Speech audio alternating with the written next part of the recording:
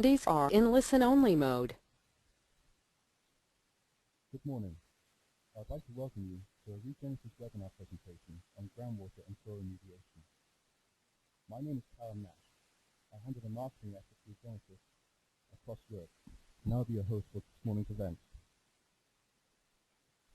Today we have a new technology briefing on the in-situ treatment advances relating to several new products from Regenesis.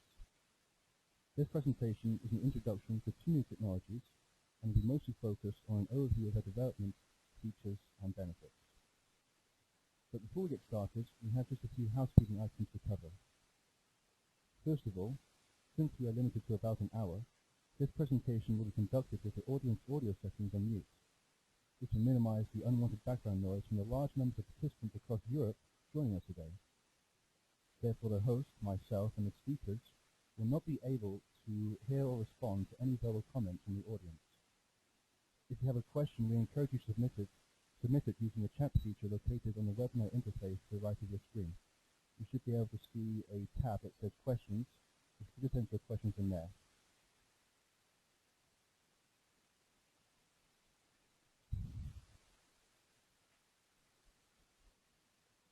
We will try and answer as many questions at the end of the presentation.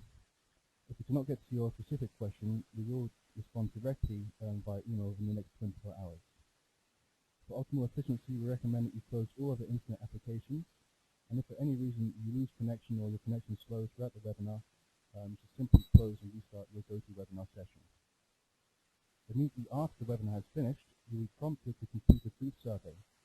We would really appreciate your feedback, so please take a minute to fill it out. We will also be mailing everyone a formal certificate of completion within the week, which may contribute towards CPD.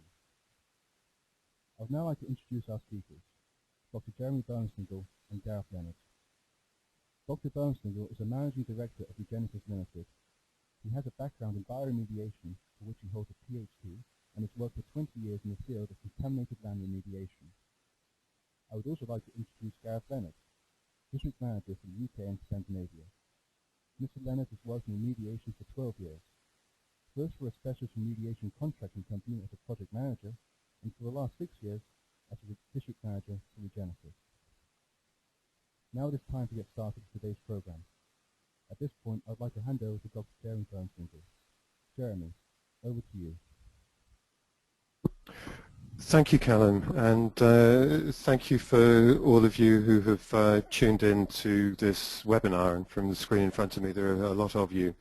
I would just like to check that you can hear me clearly.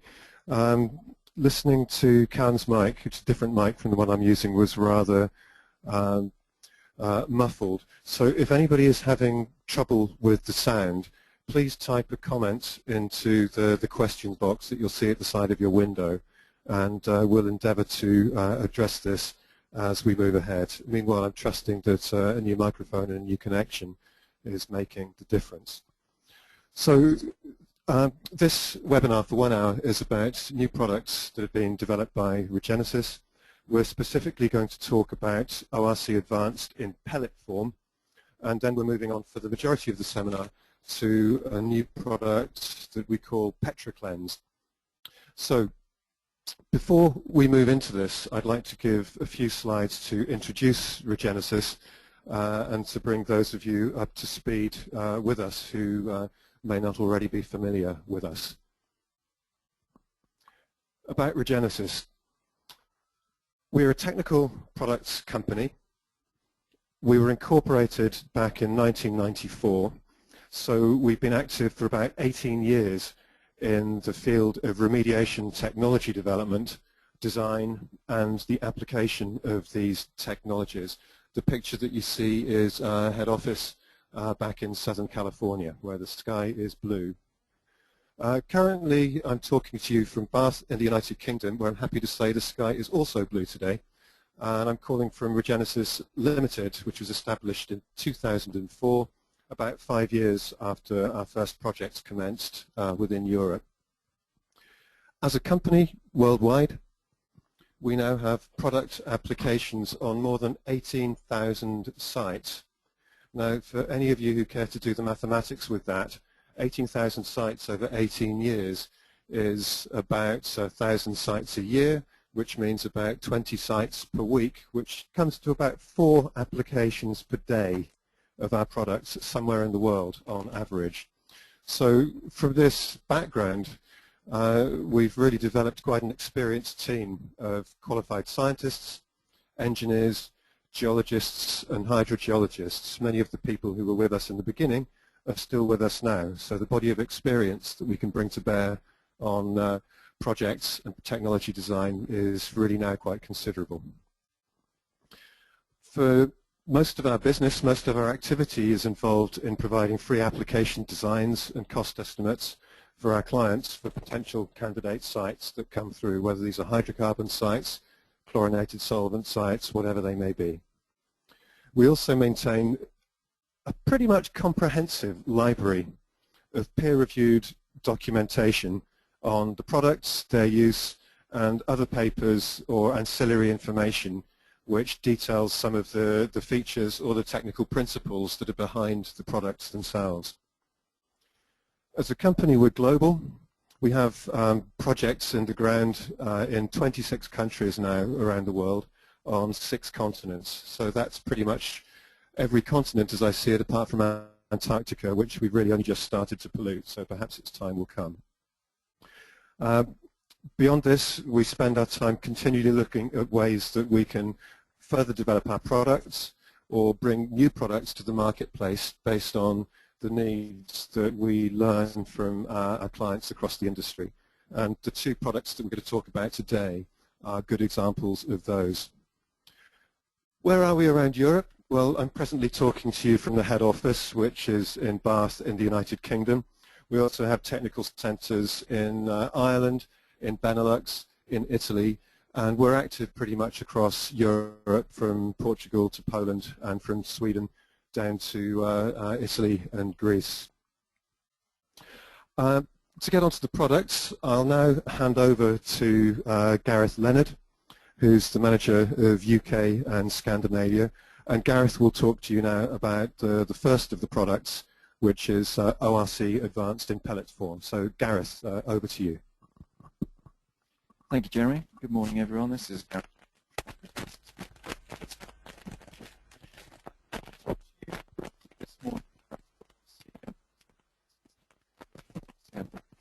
Specifically for this,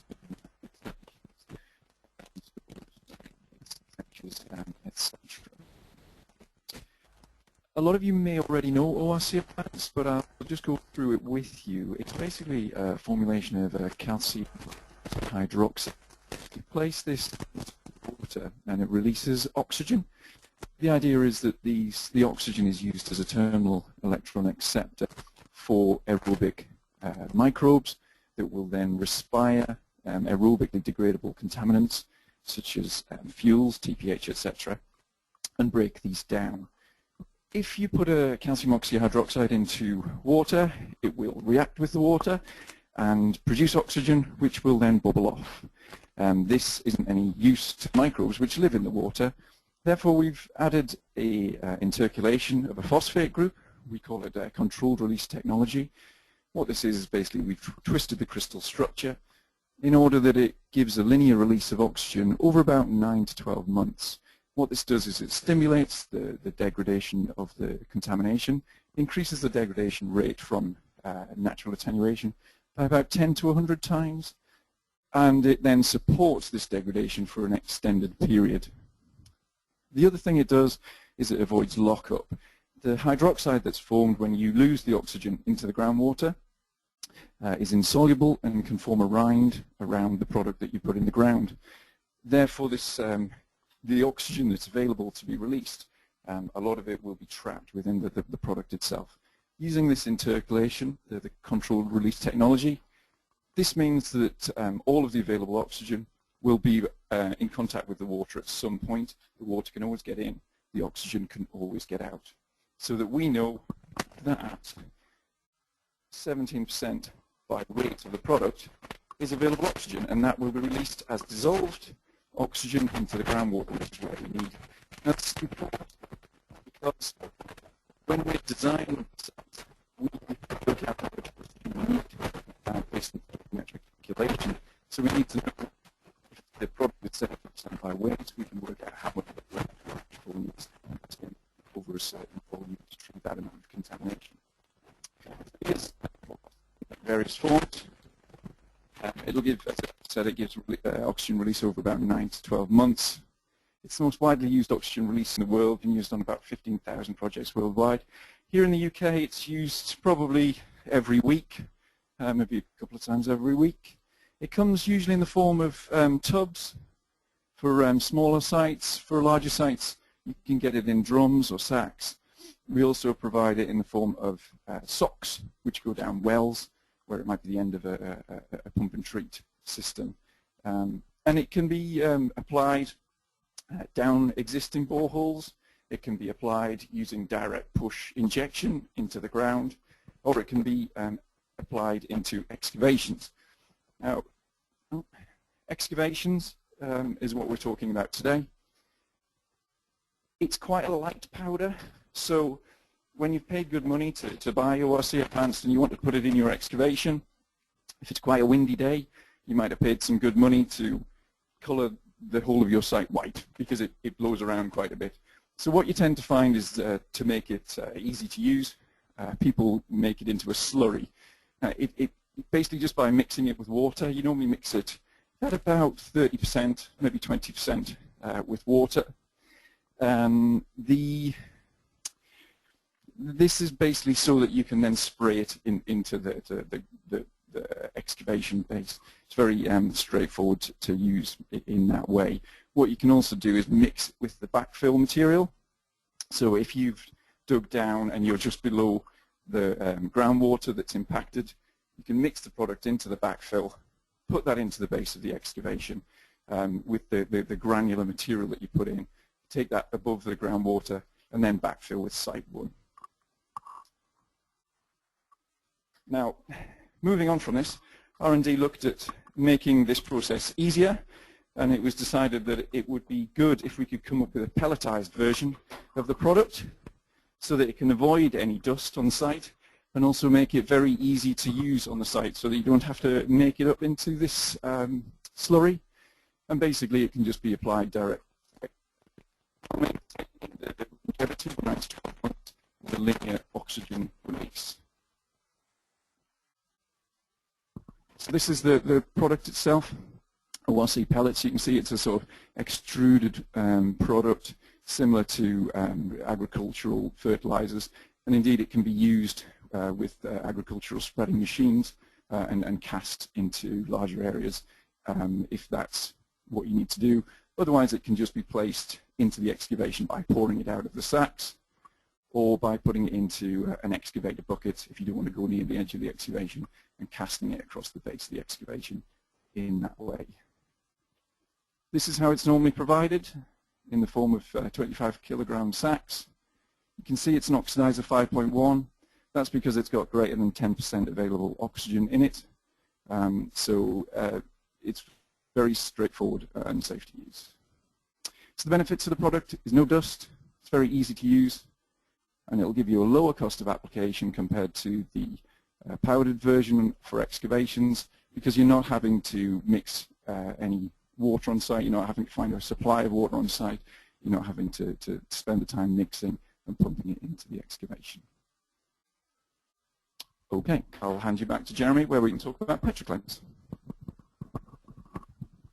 Okay, thank you very much, Gareth. This is Jeremy Bernstingle again taking over the mic. I'm going to spend the next short section talking about PetraCleanse, its development, and the basis of its function, how it actually works. Gareth will then take over again after me and talk through a few case studies of PetraCleanse being used in practice. So Regenox PetraCleanse, a product for increasing pump and treat efficiency. Within this section, therefore, I'm going to talk about the new product. I'm going to go through the basics of why we've developed it, what it is, how it works, and then Gareth will talk about some of the case studies to provide examples of it in use. Um, Let me spend a moment first talking about the background and what exactly is the remediation problem that we were looking to fix or address with a new product. Well, pump and treat is widely employed for groundwater remediation right across Europe, if not the world. Pretty much anywhere that cleans its groundwater to any degree will use pump and treat to some extent. Pump and treat is an effective technology for plume containment, and it can be very useful for mass reduction, for removing large amounts of contamination from the groundwater. But cleanup using the technology to regulatory standards is often challenging, and this challenge takes several forms. Often the recovery frequency becomes asymptotic. In other words, it flatlines. There can be a steep initial recovery, and then the recovery rate slows and slows until the concentrations keep coming out the same without hitting the target. Not only that, but rebound, concentrations increasing again after pump and treats are shut down, is common. This typically takes weeks or months, but rebound is commonly observed. And for these two reasons, operation of pump and treat systems for many years can often be necessary, and sometimes this is an ended activity. They become a form of remediation in perpetuity, as they were described by Mackay and Don Cherry, I think, even at the end of the 1980s. An example of an asymptotic line, a flatlining pump and treat, is something like this. And what you can see in this chart is very good initial recoverable mass, shown in brown there, but the amount of contamination being removed dropping over time, and in this case not dropping below the cleanup standard within the remediation time window, leading to the pump forever trap. Problems of that are basically time. The kit stays on site for extended periods, and of course this costs money. An example of this shown in real terms is this particular chart. This could be any system in the world in principle. This one happens to be in Southern California, and it's run by a consulting firm called Camp Dresser and McKee. And what you can see within this is that the green line shows the amount of mass that's been removed by the pump and treat year by year, or 5 year by 5 year period. This is an old pump and treat system. And the green line is quite commonly observed. What's interesting though is the red line. This is the cost for each unit mass that's removed. And what you can see is that when a lot of mass is being removed to begin with, the efficiency is quite large. But the efficiency or the cost for each unit mass removed increases and increases over time, simply because the operational costs of the system remain broadly the same power consumption, same maintenance, same rentals, etc. So what you can see is the technology is efficient to begin with, but efficiency drops significantly over time. And it's that efficiency drop that the PetroCleanse product is designed to address. So to clarify what the background of this is, why this is going on, what it's actually governing pump and treat performance. Well, the most important differentiation to make in assessing the technology is that within the aquifer there will be recoverable mass and there will be non-recoverable mass. The mobile mass within the main flow channels is recoverable. That can be moved by a pump and treat system. There can be a lot of it. That's the significant mass that can come out to begin with. But that's not all the contamination that is typically within a system. Along with this, there is going to be some sorbed mass, the contamination that is actually sorbed onto the soil surface, which of course is going to increase with contaminant molecular weight and also the degree of organic carbon naturally in the aquifer, among other processes. Now this is non-recoverable. It can't be pumped and treat out significantly, but it can slowly lead to rebound. Beyond these two compartments, there are also low permeability zones within most formations. This is also non-recoverable mass because the water that's being pumped is not really going to go through these low permeability zones to any extent, although the contamination will have found its way in. That will diffuse out once the mobile mass has been removed, and that too creates a source of rebound.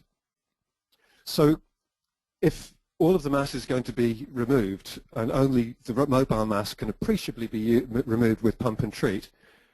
Evidently, multiple technologies are really going to be necessary if the pump and treat system is not going to be pumping in perpetuity. The mobile mass or extractive technologies work fine for mobile mass can be removed quite easily with pump and treat technologies. That's the bit that works.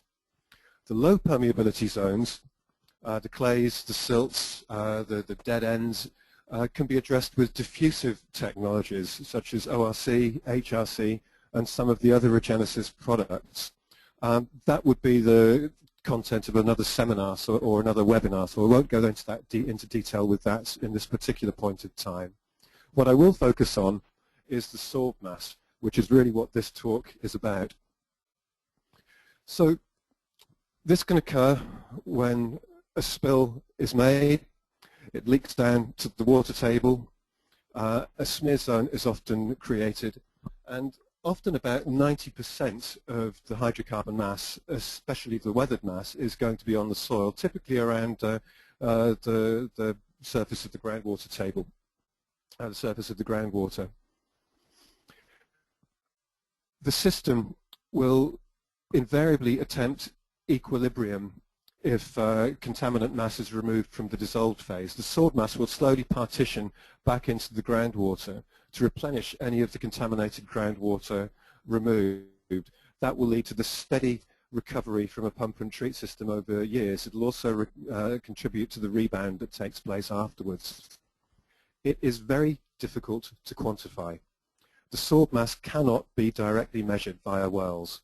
To get a real idea of the soil mass, it's going to need soil samples. And because it needs soil samples, it can't realistically be monitored over time unless there are multiple intrusive drilling events. Not only that, but because of the more significant spatial heterogeneity of soil contamination compared to groundwater contamination, to really get meaningful data, a lot of samples are going to be needed, which of course is going to make the costs even more prohibitive. So what can be done to avoid the TPH rebound? Well, first thing is, if there is free product, get it out if you can. TPH in water as emulsions or LNAP or whatever, if there's a way of recovering significant mass in the mobile phase, recover. This can be using the site's existing infrastructure, pump and treat, dual phase extraction. In some cases, mobile vacuum extraction trucks can be used. Sometimes even manual baling or skimmers is better than nothing. It's cheap, it only gets a certain amount out, but that's still mass that could lead to a significant amount of dissolved phase contamination. What we have found, though, over the last 5 years is that the Regenesis product, Regenox, for in situ chemical oxidation, has consistently demonstrated a strong desorptive effect on soil-bound contaminant mass, soil-bound hydrocarbon mass in particular. This was a side feature of its design. For the purpose of Regenox, the idea was to take contamination off the soil surface into the dissolved phase and onto the catalyst surface of Regenox, where the oxidation would take place. What we found, though, is that feature of Regenox actually helped bring contaminant into a recoverable phase. And we've used that principle to build upon to develop a new reagent that is principally designed to enhance this feature of Regenox as a means of increasing the desorption and the recoverability of contamination. We're a commercial organization, so the new reagent that we've developed has got a trade name, and we call it Petrocleanse. We sometimes call it Regenox Petrocleanse as a mark of its ancestry, but it is a new product with a new formulation and a new purpose. Why did we develop Regenox to start with to work in this particular manner, to work off the catalyst surface, not in free solution?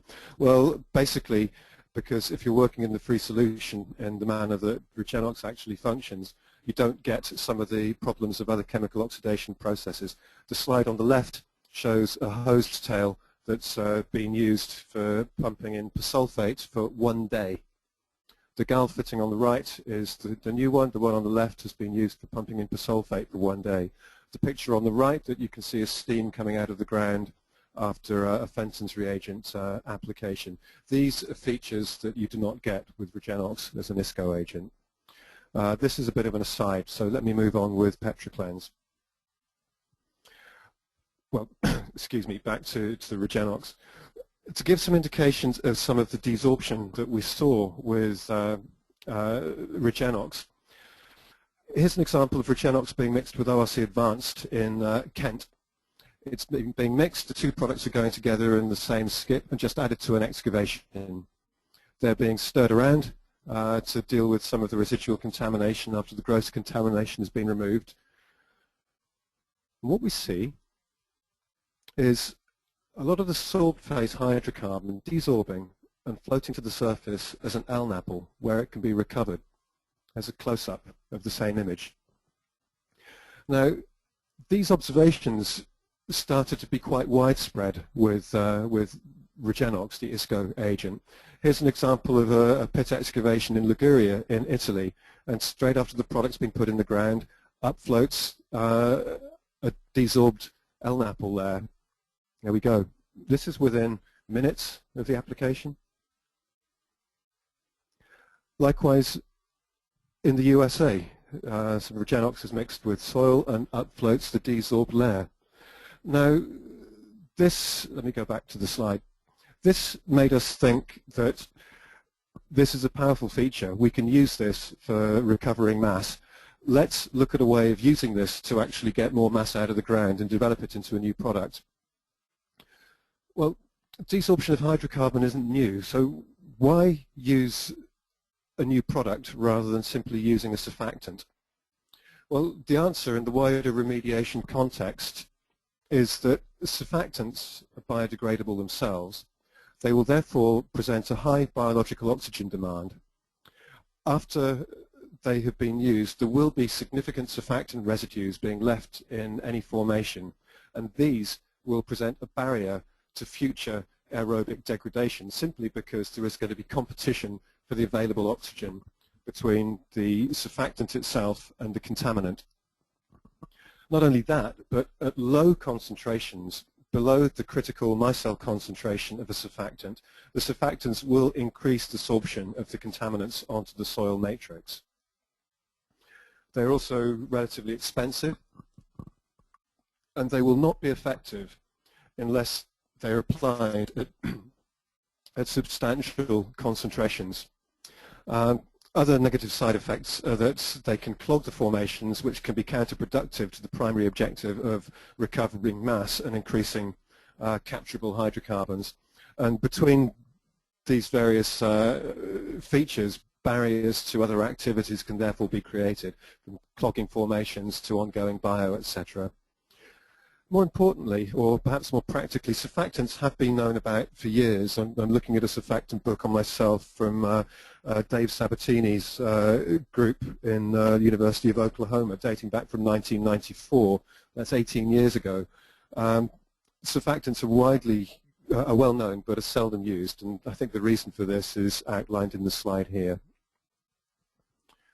So, PetraCleanse, we had noticed the repeated observations of dissolved phase TPH increase after Regenox hits, especially when there's highly absorbed TPH mass. We changed and adjust the formulation of Regenox to create a new product that is specifically designed to address this sorbed phase mass. So effectively we've got within the product the ISCO component turned right down and the desorption component or the desorption process turned right up. The target contamination that we're looking at is for the most part weathered or highly absorbed hydrocarbons. These will occur in circumstances such as petrol filling stations, home heating oil leaks, manufactured gas plants, refinery sites, or pretty much anywhere else where there is significant hydrocarbons spilt into the ground that cannot be readily recovered.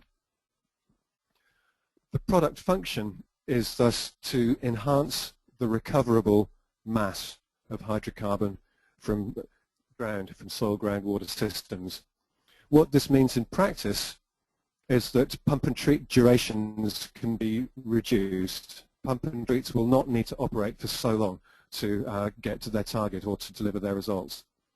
The product will also eliminate the rebound post pump and treat applications. It'll enable higher molecular weight, lower solubility hydrocarbons to be removed efficiently by pump and treat systems that presently are really on the fringes of practicality for being removed with this technology. The product will get rid of the smear zone. It can also be used under certain circumstances for vadose zone treatment, including removal from the vadose zone, the unsaturated zone, of low vapor pressure hydrocarbons that would be inaccessible to soil vapor extraction technologies. So this would be diesel range and upwards, for example. So how does PetroCleanse work? What actually drives the contaminant desorption? Well, a number of processes contribute to this. There are basically detergent-like reagent ingredients within the product. There are silicates, which are wetting agents. There are carbonates, etc., which you may also notice in any dishwasher tablet or other domestic cleaning agents. There are alkaline conditions, and the action of the reagents will form surfactants from the TPH. There are no surfactants being added here, but the contaminant itself will be partly converted into a surfactant, and the surfactant effects will therefore follow from that. So there'll be no net increase in BOD, but you will get some of the surfactant effects from the transformed contaminant. Not only that, but there will be more soluble organic species formed from the hydrocarbon by the action of the product. So the hydrocarbon itself becomes more soluble. This together basically moves soil-bound contamination, moves it into the recoverable phases, the dissolved phase and the free phase, where it may then be captured or removed by a variety of means, ranging from mops and skimmers to pump and treat systems or extractive technologies. There's a whole range of approaches that engineers may use for this, but the product, PetroCleanse, will make the contaminant more easily recoverable by whichever means. This slide shows a very simple indication of how pH itself will influence the release or indeed absorption, whichever way you're looking at it, of a contaminant from the system. And here you can see that the amount of sorbed xylenes in this particular case drops quite dramatically as pH increases. This is well known to many analytical chemists who would use pH changes as a form of extraction for certain samples under certain conditions. It's also, for what it's worth, is why dishwashers, etc., tend to be alkaline in their function for lifting grease off plates, which is not dissimilar from what we're trying to do in the aquifer conditions. Much more of the function is driven by the way that PetroCleanse will transform the contaminant and form surfactants from the hydrocarbons. The Regenox components, or a component of the PetroCleanse, well, Regenox itself, let me say, is an alkaline ISCO agent, and part of this feature is still maintained within PetroCleanse, which is alkaline again, but also will achieve a degree of oxidation of the contaminants. So when the oxidation technology is in there at a relatively low dose, the contaminants will be partially oxidized rather than completely oxidized, and this generates surfactants. In the image there, you can see an alkane, in this case octane, being oxidizing agent sign, high pH, is going to form a surfactant. In this case, we've got a carboxylic acid group at one end, an octanoate surfactant. That material is much more soluble than the parent compound, and likewise at the high pH, the proton at the end that would have been on the oxygen, where you can see the minus sign there, is dissociated, which means that the polar end of the molecule, the carboxylic acid end of the molecule, dominates in its behavior in an aqueous system, and the product, the material effectively becomes extremely soluble and predominantly polar. But you have got a surfactant here because you can see the alkane tail and the carboxylic acid head. So this effectively turns N-octane into an octanoate surfactant. As well as forming surfactants, the partial oxidation will significantly increase the solubility of the organic species. If you take an alkane, and the first stages of oxidation will turn it into an alcohol, further stages of oxidation will create organic acids and more alcohols before you would finally get through to mineralization. We're not talking about mineralization here, we're looking at principally the impact of solubility. So heptane plus one oxygen turns to heptanol, order of magnitude increase in solubility. A couple more oxygens, we've got 2 orders of magnitude, 3 orders of magnitude increase in solubility, simply from that partial oxidation.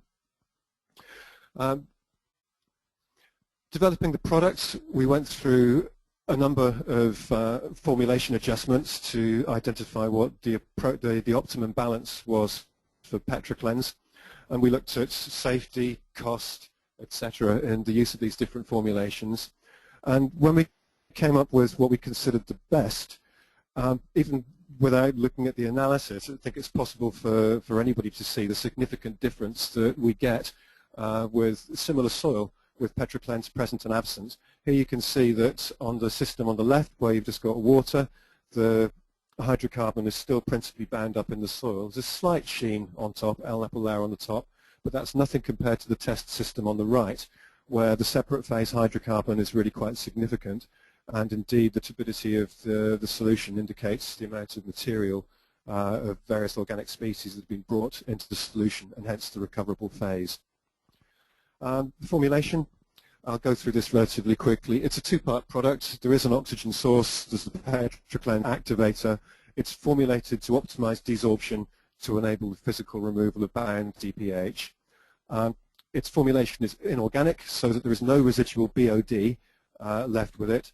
It will therefore preserve the oxygen that's been put in, which is going to provide an increased contribution to bioremediation, which means that if there are residues that needed to be treated biologically after the Petroclens, this can be easily done without a barrier. So the system will also, the product will also prime the system for biodegradation to follow.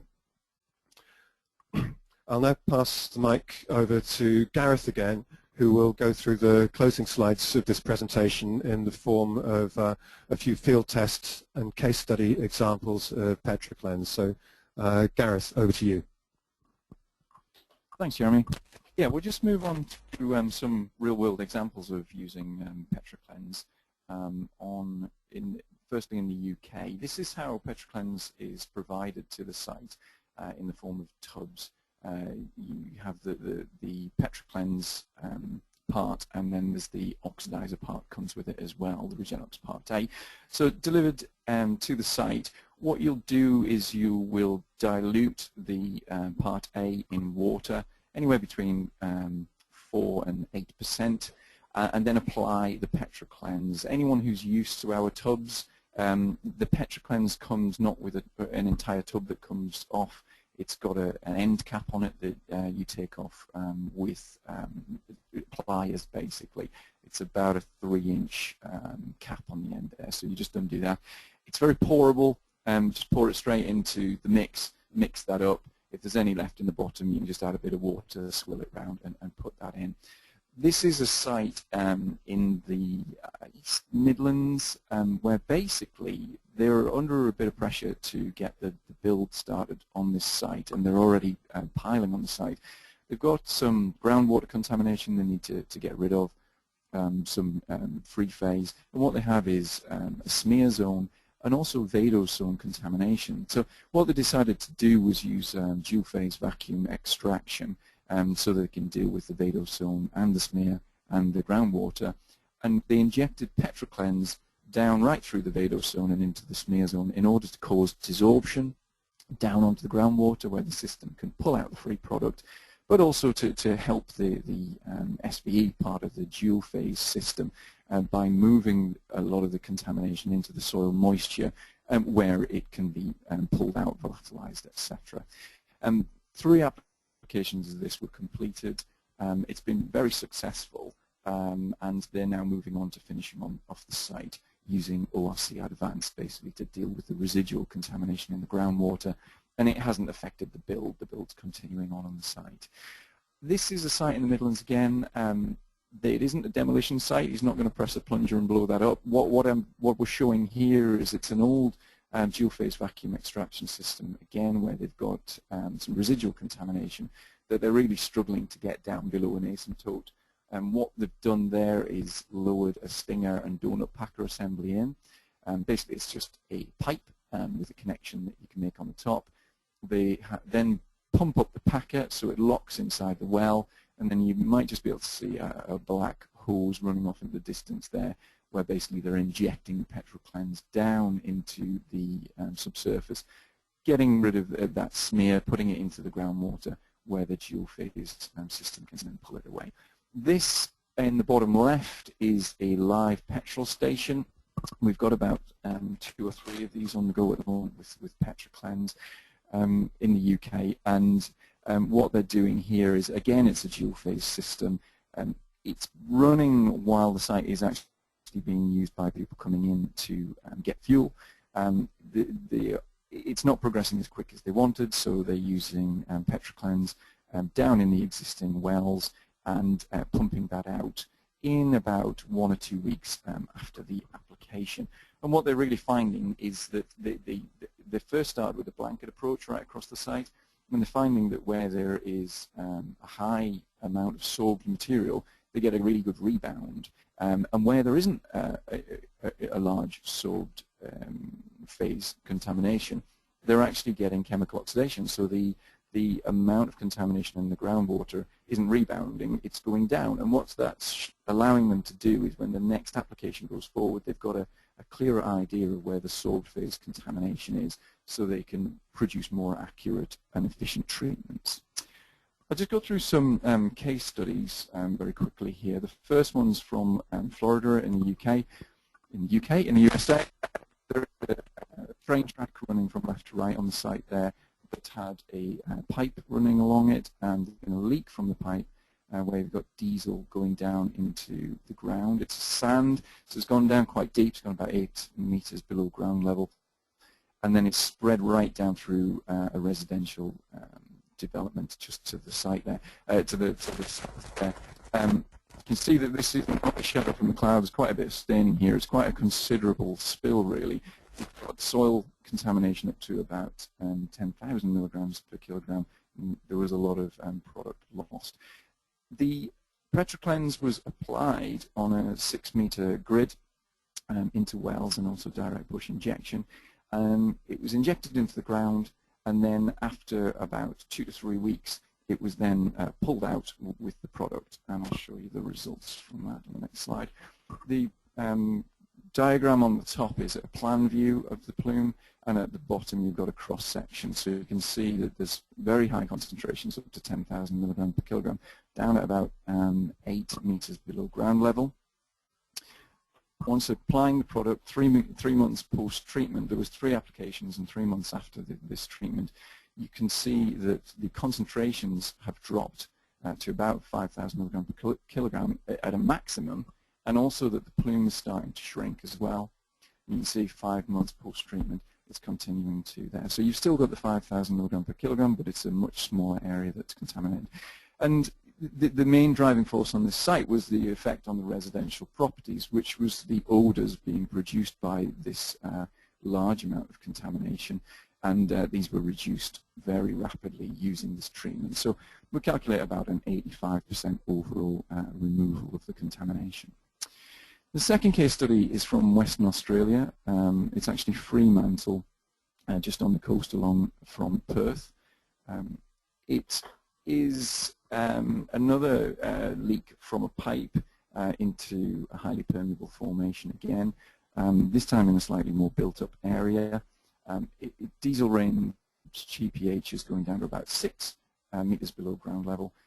We've got very high concentrations in the groundwater, suggesting that there is some free product there, and we've also got smear, quite considerable smear, across the soils up to about 5,000 milligrams per kilogram. What we're looking at doing, the remediation on the site was driven by this site being sold and as part of that they needed to clean up the contamination associated with the southern part of the site. So we're only really looking at that bottom plume here. You can see that there's a main road across there and then parking bays. When they drilled the boreholes here, you can see that there is considerable staining across the plume, about 3.5 meters impacted. Okay.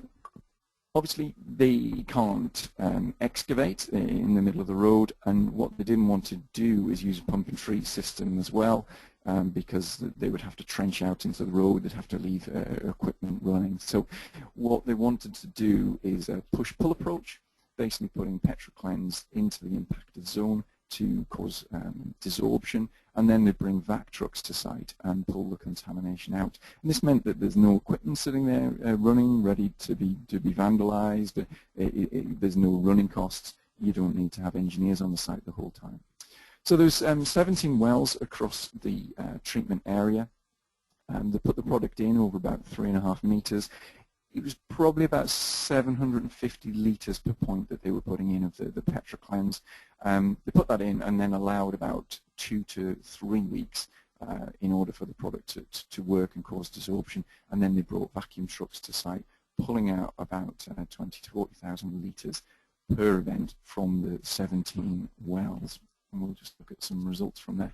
So if we look in the core of the contaminated area based on the visual staining seen at the site, if you look at the groundwater in this borehole, the historic and baseline concentrations somewhere in the region of about 15 to 10,000 micrograms per litre. Now this isn't basically most of the contamination here is on the soils, so if you pumped at this point you would be chasing your tail in terms of the fact you're getting constant desorption, as Jeremy went through earlier. So what they did is they put in the petroclens and caused the rebound that you can see in monitoring visit 1. Then you can see it's a very large rebound. Now this is a good thing. We want this contamination off the soils and available to be removed. So that is then removed using the vacuum tanker, and then more petroclens is applied. You get another rebound, you pull that off, you apply the petroclens, you get another rebound, and you pull that off with the vacuum tanker. And you can see that the rebound is less each time, because as you're doing it, you're removing the amount of contamination that's available to desorb at the next petroclens application. So you are pulling that contamination out of the whole system, both off the soils and then out of the groundwater. And here's some highly technical sampling pots, basically just showing you what the water looked like. So there's a visual cue as to what effect you're having on the groundwater there. Now, away from where they see the visual staining at MW204, you've got similar sort of concentrations in the groundwater, but there's not as much contamination smeared on the soils. So when you put in the petroclens, you do get a rebound into the groundwater on monitoring visit 1, which is then pulled out by the vacuum tanker, but it's in no way in the same scale as you got in MW201, because there's not as much soil material to bring into the groundwater. So then the next time you apply, you get a small rebound, and it's the same thing as you saw before. So that you can, as I mentioned about the site with the petrol station, you can tell where this soil material is based on what sort of reaction you're getting from the petroclens. So what you're seeing there very much is the contamination. The groundwater concentrations are much more representative of the contamination that you've got within the whole system, so you get a reduction from the chemical oxidation that you get within the petroclens process. So you've got reductions in the contaminant levels in the groundwater between 90 and 71%. It was completed over about 3 to 6 months, with somewhere between 1/4 and 1/2 ton of total hydrocarbon removed. And because you'd taken away this sorbed phase, there was minimal rebound, and the groundwater has been monitored for up to 2 years, showing that this rebound isn't there. A rough way of showing the benefit of using petroclens would be if you compared how many times you would have to bring a vacuum tanker to site to remove the same amount of material without PetroCleanse. Basically, if you look at MW201, it had a baseline concentration of about 5,000 micrograms per litre, from which we pulled out about 5.6 kilograms. Now, if you look to the bottom right there, we did this in 3 events, pulling out 40 cube. We didn't pull out 5,000 micrograms per litre in that water. What we did after the PetroCleanse, we were pulling out 100,000 micrograms per litre of TPH. In the second one, we pulled out 25,000. The final one, 15,000. So you're getting much more bang for your buck. And so if the tankers were 10 cube each, to do this, it would be 12 truck movements. If you weren't using the PetroCleanse and you were only pulling out the 5,000 micrograms per litre, to get the same amount of material out, you would need 112 truck movements. This is obviously very conservative, but it just gives you a quick illustration of the benefits of using PetroCleanse. Case study for the UK, it's an old petrol filling station that is being sold and used for residential development. There's a dual-phase vacuum extraction system on the site that is asymptotic, and they need to close out the site. There's a strict deadline with penalties. As you can see from the results on the left there, they were doing the pump and treat with the dual phase, not really getting anywhere. At month 6, the PetroCleanse was applied. You get a large rebound, as you can see, in the month 7. That was then pumped out, and then the pump and treat system was shut down towards month 8, and you can see that you're not getting any rebound at all. And the reason the pump and treat was struggling and was asymptotic is because they had a large sorbed mass that was constantly being drawn into the groundwater as they pumped. And with PetroCleanse, you've cleared that off, allowed that to be pumped out, and then there is no rebound at that point. So you get about an 80% TPH reduction pre and post application on this site. The final case study is one in Wales. It was an old petrol station. You can see at the top of the picture there. It had a large spill, perhaps 10, 15 years ago.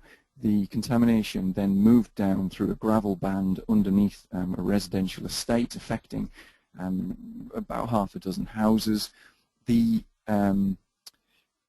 odours from this site were the main concern, basically getting into people's properties, and it was very evident just going onto the street that you could smell this, and it had been this way for a long, long time. There was evidence of free products in the monitoring wells in the centre of the site, and they needed a way of trying to remediate the site so that it wasn't affecting the residents, but also in a way that could be done with the constraints that you've got being in all these residential properties. So this is the approach we took. If you look at the red line, that's the effective site boundary. And towards the edge of the boundary, there is no treatment required. In the centre, where there was free product, the idea was to add PetroCleanse, get the rebound, use a vacuum tanker to remove that rebound. And then once there is no further rebound, you can apply ORC Advanced to deal with the dissolve phase contamination.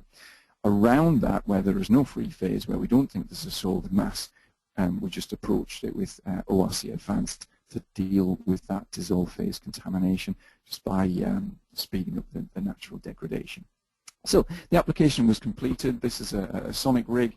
Went round the core of the site, putting in 28mm ID wells. You can do this very rapidly, both on the road, pavement, and also in the garden. You can just see in the back there. That was really ground zero for the contaminant plume.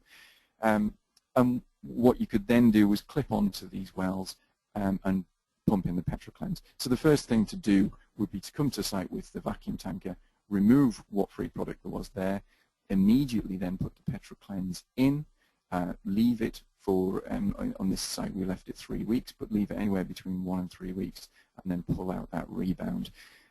This is drilling in the garden you saw in the background there. We were putting in 2-inch and 4-inch wells there as well. And this is the reinstatement. We did about 4 applications of PetroCleanse and the vacuum tanker, and there was no evidence of free product at that point. ORC Advanced was applied to finish off the site. And these are the results. in the core area, we got about a 99.5% reduction in the contamination and entirely removed the free product very rapidly. Within the inner plume and outer plume, where there was just dissolved phase contamination and we just used ORC, you're looking at about a 70% reduction in TPH contamination.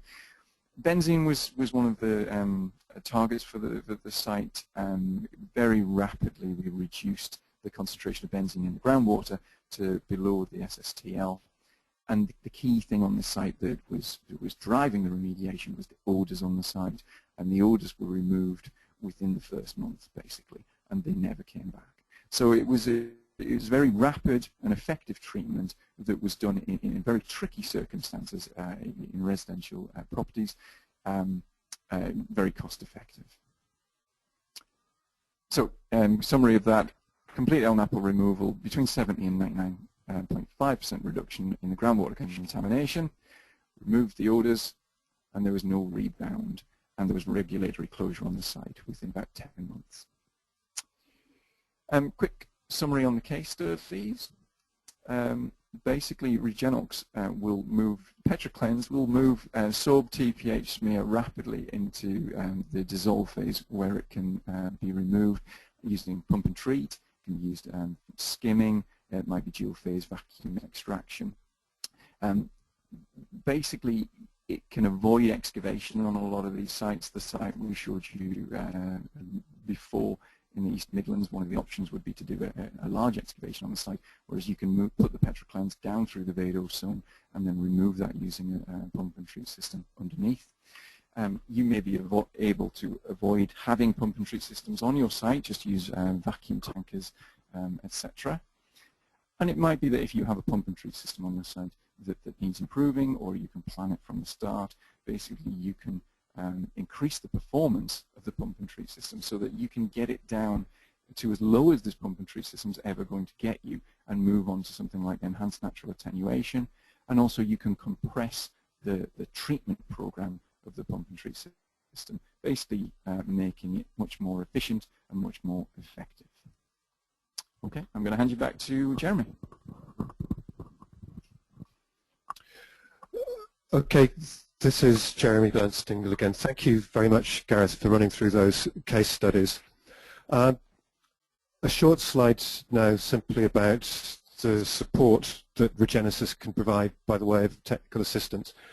What many of us and most of us do as our day job within the company is really to provide whatever technical assistance we can to our client base. So we try to really embody a walking library of design and project experience. Each of us have been very actively involved in projects from the conception through the application, through the monitoring, and the data interpretation in support of our clients to different degrees. We also keep a substantial online library of technical information and case studies. There are very many of these. The website has a lot of these on. There are many more besides. www.regenesis.com is often a very good first resort for simple questions. Also, as a company, we will provide, if our clients wish, field support or assistance to provide advice about how the products go in the ground effectively and the practicalities of the application. In some cases, we will also provide application oversight if a sign-off is required that the products have gone into the ground based on the formal design. We will also provide meeting support for our clients if they wish. Sometimes this is with our clients' clients, sometimes it's with regulators. I would say we know how to behave ourselves in meetings, and we shut up until someone points to us, and then we stop talking when they're not pointing to us anymore. We provide training within the area for the use of our products. This can take the form of lunchtime talks on a variety of subjects.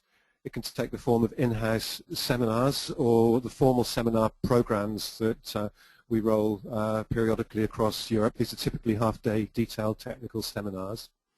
We provide webinars such as this, of course. We also will provide application design services.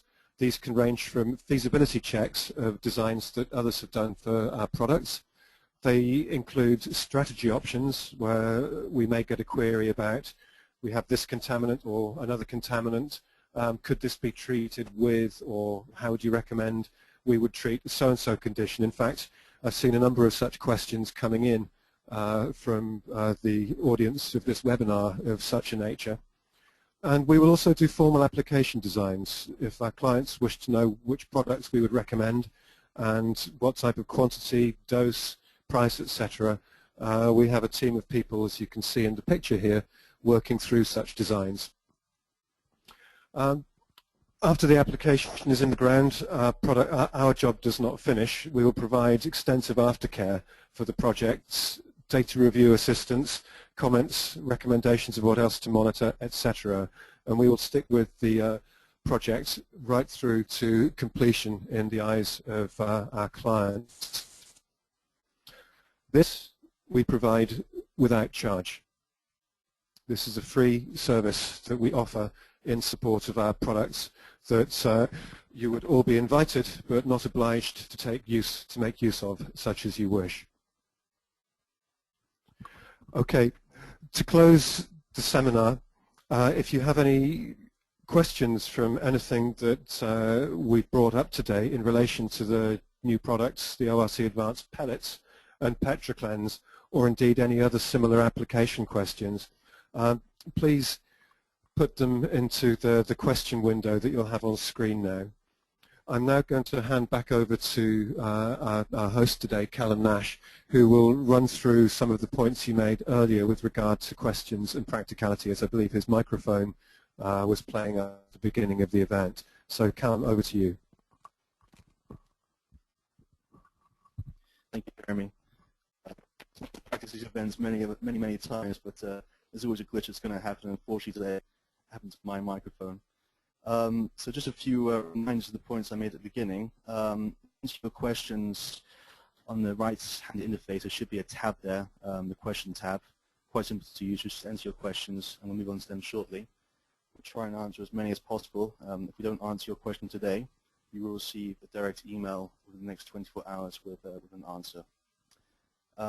Also, everyone who's attended today will receive a full certificate of completion within the week, which may contribute towards CPD. And this presentation will be held in Italian next week, Friday next week. That's Friday the 29th. So if anyone who would be interested in that, please contact me, and I will announce it that they're registered. So we're now going into the questions. We're going to take a few minutes to scan through the questions and pick out a few we can answer for you. So thank you for your patience.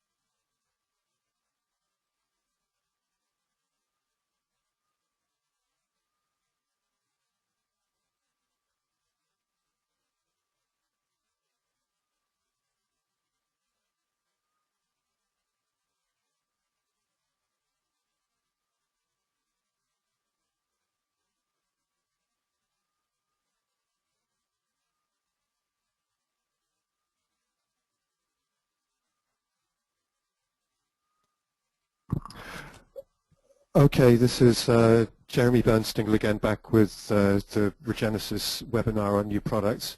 We've got a lot of questions in. There's a few that we'll be able to answer in the time still available for this webinar, but as Callum mentioned, those questions that we don't address on air now, we will get back to you within 24 hours by email. So we've gathered a lot of the questions into different groups, and let's hit on some of these now.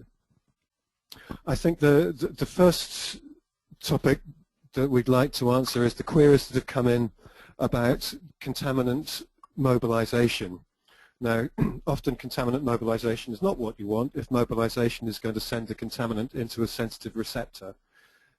In this circumstance, PetraCleanse is designed for use in systems where capture can be achieved. So do not use PetraCleanse right next to a river with no means of capturing any contamination that you'd mobilize.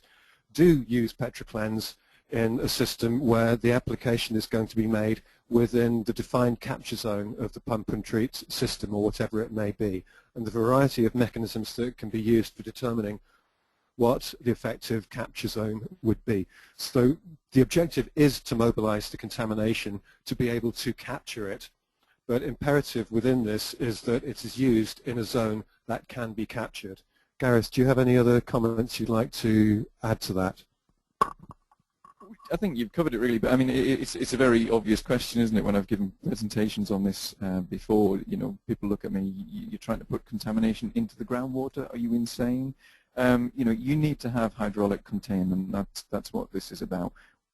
You're using this product to augment physical removal of the contamination. Okay, so it's not something that you can use as a barrier, as you could use with ORC, etc.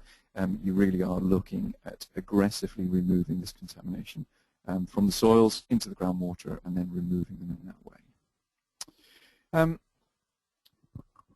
Just want to, there's a couple of questions on chlorinated solvents as well. As Jeremy mentioned, it can be used with chlorinated solvents. DNAPLs, it's been asked whether you can deal with DNAPLs. Yes, you can. You can cause the desorption of DNAPLs of sorbent-phase chlorinated solvents. Potentially, it could be very useful in vadose treatment. If you are doing SVE of shallow soils that are affected in a source zone where your chlorinated solvent has migrated downwards through the site, it will make your SVE much more effective. It has to be said that enhanced reductive dechlorination using our HRC products can deal with DNAPL very effectively and take that down to very low concentrations. I mean, one of the issues with DNAPL as opposed to LNAPL is that it doesn't behave.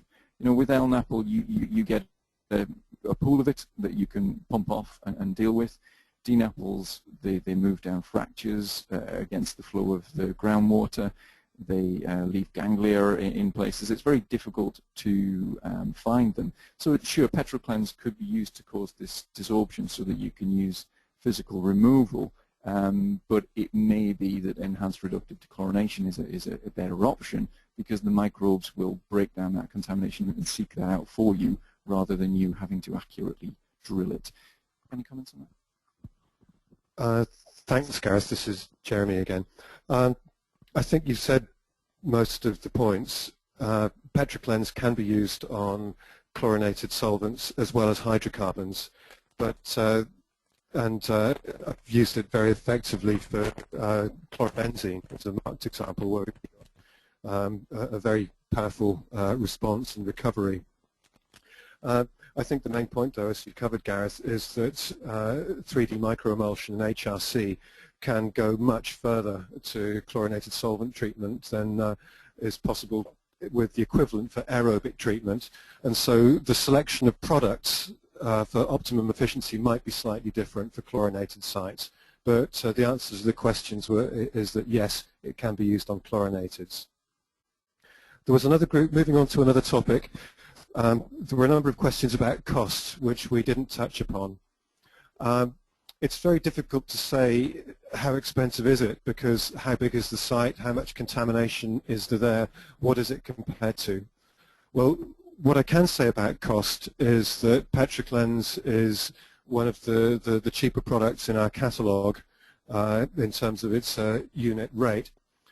And in terms of cost for application, one of Gareth's case studies, the pump and treat enhancement in the north of England, the entire Petroclens application on that particular project to complement the pump and treat system, the entire cost of the reagent and the application work, the drilling to apply it, cost about £5,000 sterling. So in contemporary money that would be less than 6,000 euros, maybe 5,500 euros.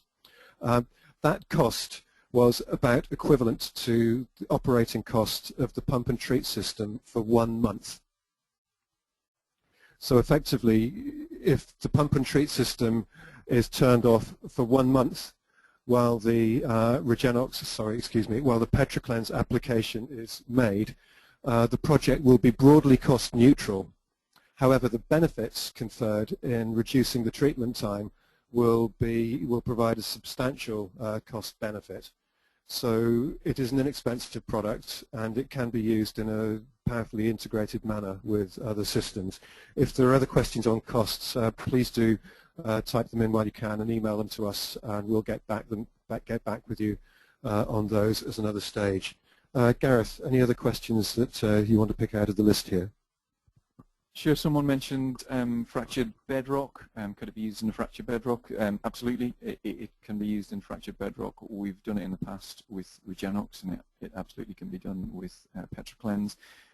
Just be aware, if you're looking at things like limestones and chalks, that this is designed to treat sorbed phase contamination. You're looking at dealing with the smear. A lot of what you might be dealing with in terms of rebound that you're getting from your pump and treat systems in these bedrocks might actually be from back diffusion from the matrix itself. So this would be a case where you could use the Petroclens within the source zone, but downgradient of that, you're going to need to use ORC Advanced, which would basically be emplaced within the fractures and then diffuse oxygen into the immobile porosity, where it will degrade the contamination that would otherwise be coming back on you. So it's something that definitely would be one of the tools you could reach for, but you're going to, it's not going to be the entire solution basically on this one. Yeah. There's a Oh, right, okay, yeah. There's a couple of questions that kind of lead into each other. How long should we leave it after injection of the Petroclens before turning the pumps back on? It's normally about 2 weeks, basically. Coming back to one of the questions before, though, if you've got a sensitive site, you need to check sooner than that. Every site is going to be different in terms of the amount you're going to mobilize and when you're going to mobilize it. So you are going to have to monitor this if it's a sensitive site. But usually you're looking at about 2 weeks before you then pull the product out. There was a question on the will it affect services in the ground, as in pipe work, electrics. The short answer is no. It doesn't do that at all. It basically is moving contamination off the surfaces of things into the groundwater. It won't degrade metals, it won't degrade plastics, etc. Thanks, Gareth. This is Jeremy again. Some further comments on those points. One of the reasons that we've worked on alkaline conditions to enhance the desorption is they're generally much less corrosive than acidic conditions. And so the use in complex or sensitive systems is relatively forgiving. So Petroclens is used on active filling stations. It is used where there are sensitive surfaces in the ground, and the reactivity against them is low. If there are particular services or materials that you're concerned about, it is worth looking at the manufacturer's information about those. But there's documentation that we can provide that will give an indication of the breadth of compatibility. The topic that Gareth picked up just now was the question of how long the material needs to be in the ground. And the the 2 weeks period that Gareth described is optimal to get the maximum efficiency out of the product. It is worth noting, however, that often the impact of the product is going to be almost immediately visually evident, as we've seen in the systems where there was substantial mixing, where it was used in excavations. So 2 weeks is about optimum for maximum efficiency, but if time is more pressing than that, then it is possible to sacrifice some of this efficiency and go for a much faster cleanup in less time, but more product would be needed for that. So what would be the shortest period of time? Well, we have seen results almost at the time of application. So it's possible to skew the profile of application removal based on a range of project considerations of cost and time. In other words, there is flexibility in the application. Yeah, just to add to that, you know, if you have got concerns along this area in terms of hydraulic containment and what sort of reaction time you're going to get, the product isn't very expensive at all. And so if you want to pilot it in a certain part of your site, in the center of your treatment area, then that makes perfect sense. Put a small amount in, see when and where and how much a reaction you get to that, and then that'll allow you to come up with a better dose across the site. It's very very straightforward. There was a question on how it's been accepted by the regulators and whether it's an issue with putting this product into the ground. Essentially, the product leaves iron, silicate, and carbonates in the ground, and the ground is made of iron, silicate, and carbonates, so it's not an issue. The product is spent within about 2 to 4 weeks, so it's not something that lingers and is going to give you an issue. And it's been used on several sites with regulators involved. Petrocleansers used, Regenox, the previous version, has been used every day in the UK now for a good few years. It's been around 6 years. So it is known to regulators and very much accepted by the industry. Jeremy? Okay, Gareth. 2 final quick questions from the list, and then we should move to close. Some very simple ones. Are the products available now? Yes, they are available now. They're available and they're being used. Are they stocked within Europe or in the United Kingdom?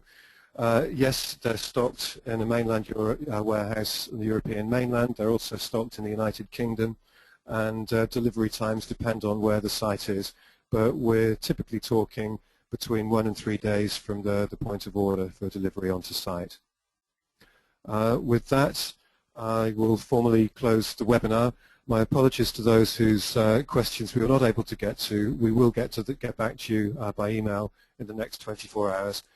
Thank you all for attending, and I'd encourage you to get back in touch with us if there's any other information that we can provide in support of these products or our services. So thank you, Callum and Gareth, and with this we will formally close this morning's webinar.